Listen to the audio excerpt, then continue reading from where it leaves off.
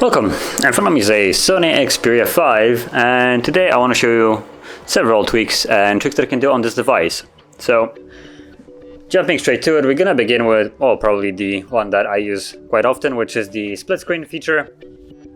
And because of the nice aspect ratio of 21:9 on this display, it's even better in my opinion. So, to get it started, all you need to do is open two apps, or for instance one. Let's just start with YouTube as a good example.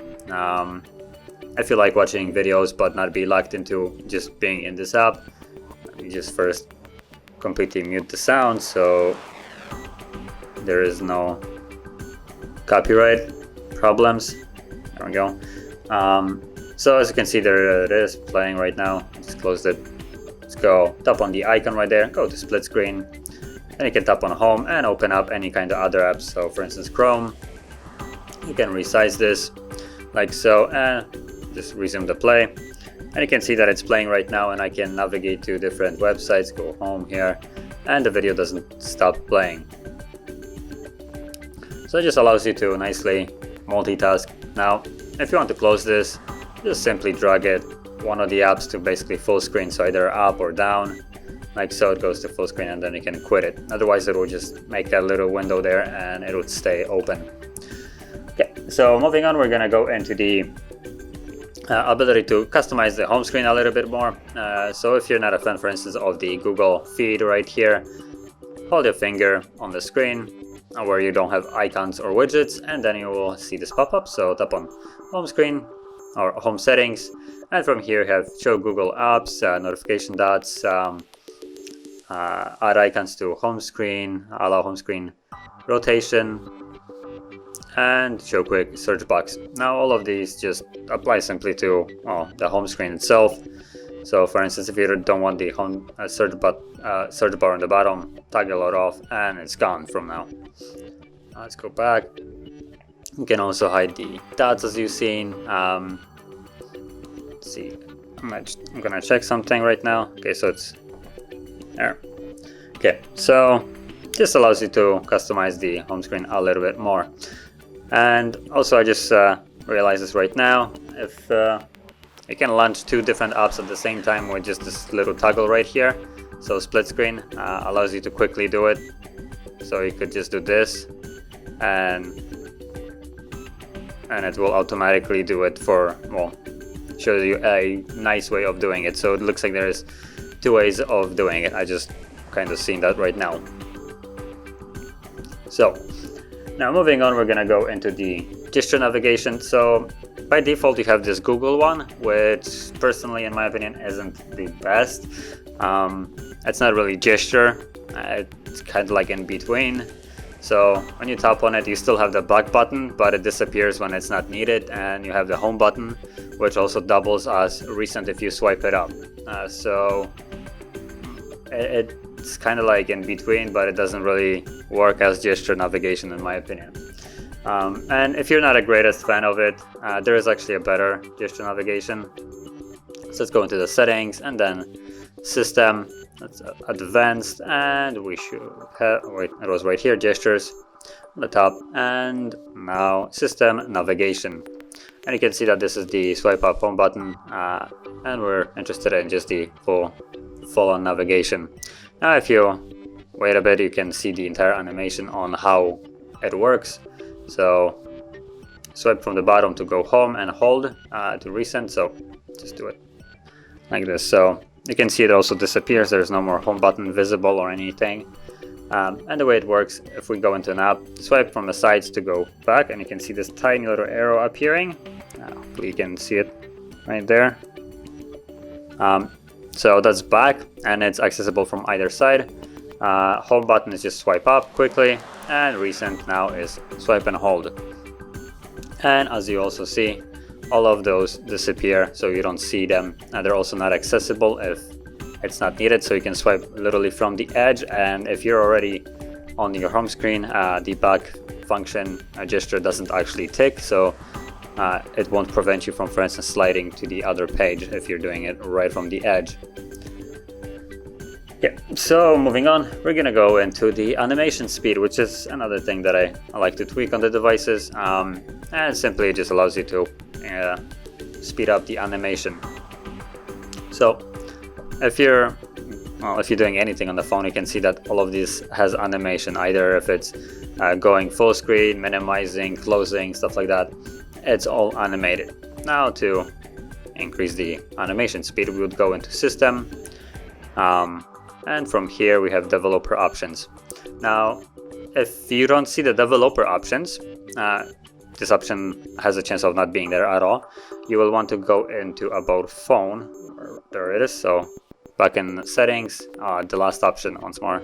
So I'm in the main Settings page at the bottom, About Phone, and from here you'll have Build Number. Tap on that 7 times, and for me it already shows no need, I'm already a developer. But for you, once you tap on it 7 times, it will either enable the developer options and give you a message that you are now a developer, or it will pop you up with a lock screen or locking method that you have, for instance, set. The locking method only appears if you already have a lock screen. Otherwise, it will automatically enable. So from here, we can go back to System and Developer Options right here, and let's scroll down. And there it is. So you have the window animation scale, transition animation scale, and animation duration scale. And I would advise on changing all of them to half, so it's 0 or 0.5 right there. And this will increase the animations by basically twice as much. So they will be twice as fast now. And if you want to go a little bit more wild, you can actually set it to off, but this will completely remove the animations. And in certain cases, it might look a little bit weird. When you're closing an app, the app might flicker with the light because, for instance, as you can see right now, you have this kind of like darker background in there, and without animations it will not fade. It will just literally blast you with full brightness as it's supposed to be on a, for instance, closed app. So keep that in mind, that without animations some things might look a little bit odd. So like I said, half speed in my opinion is the best, and everything will be twice as fast now. Opening apps, closing them, going to recent, there we go, and you can see everything just works a little bit faster. Yeah, so moving on, we're gonna go into the side send option, which is just a basically double tap on the edge of the screen, but you still need to actually tap on the edge. So you can see if I try to tap on the sides, it doesn't do anything. So if I basically, there we go. So it needs to be basically on the edge, as you can see. And it pops up this menu right here called Side Sense. And from here I have access to a couple of different shortcuts. Now you can customize this if you want to. And by default, this thing is disabled, I believe. So you will actually have to go into settings and enable it. So let's go to settings and then display. And from here, where is it? Side Sense right here. So you can tap on it and just check that on, like so. You can also try Side Sense tutorial right here, and it will just give you a guide on it, how it works. Now on an animation, it actually shows that it's being pressed on the side, which is not the case. You actually have to tap the display on the edge. So keep that in mind, as you can see. And yeah, so I'm just gonna leave this for now.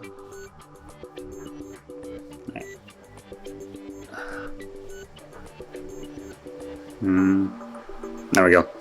So then from here you also have additional options for the side sense that you can mess around with.